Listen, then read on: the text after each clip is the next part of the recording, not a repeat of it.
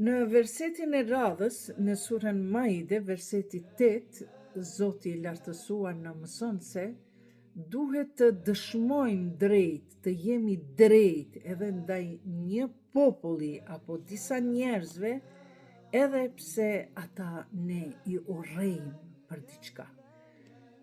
Vazhdojmë.